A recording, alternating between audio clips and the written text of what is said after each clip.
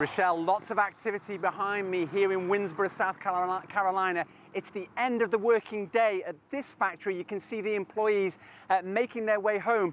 But for how much longer are they going to perform this daily ritual at this site? We talk about the global tariffs war and trade war in fairly abstract terms in terms of dollar numbers and so on. But for the people here in this community, this trade war is starting to have very tangible outcomes. At Element, we're proud to bring manufacturing back to America. And here in Winnsboro, South Carolina, it's a community effort. But not for much longer. In October, Element Electronics plans to all but close, laying off 126 employees and maintaining just a skeleton staff.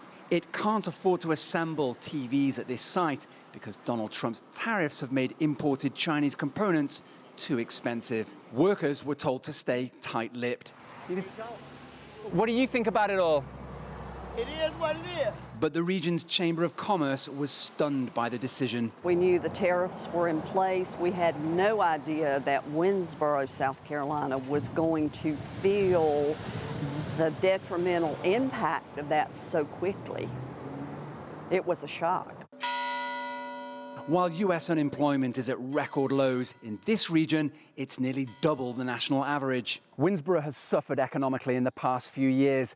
This textile mill operated for more than a century before it shut down last year with the loss of 240 jobs. And that was after Walmart, another large employer, also pulled out. The conflict between the US and China is hitting the bottom line elsewhere in South Carolina. China's retaliatory tariffs on US exports include BMWs built in Spartanburg.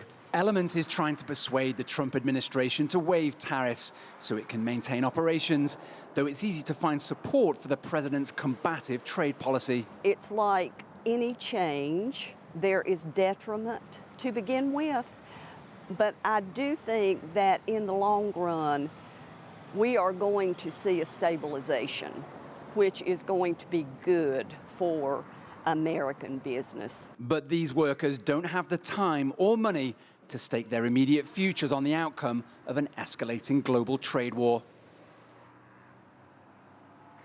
Well, Rochelle, you can see the last of the workers today heading home. But come October, will that car park be empty for good if this factory is shuttered as a result of this trade war? One way that business leaders here in Winnsboro are trying to mitigate this is trying to get some kind of waiver that I mentioned there. And that would essentially be arguing with the US government that they can't source those components anywhere else. They have to be sourced from China, and therefore they have to do business with China. It's a similar kind of argument that GM has used with its own cars made in China being shipped to the United States and tariffed. But of course, there's a cruel irony in all of this. South Carolina favored President Trump very, very heavily in the US presidential elections 2 years ago.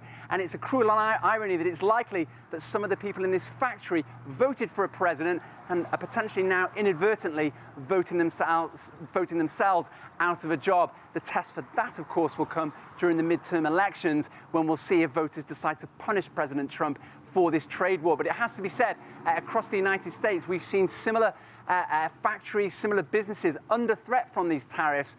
Most voters in those places still back President Trump on his trade policy. Rochelle.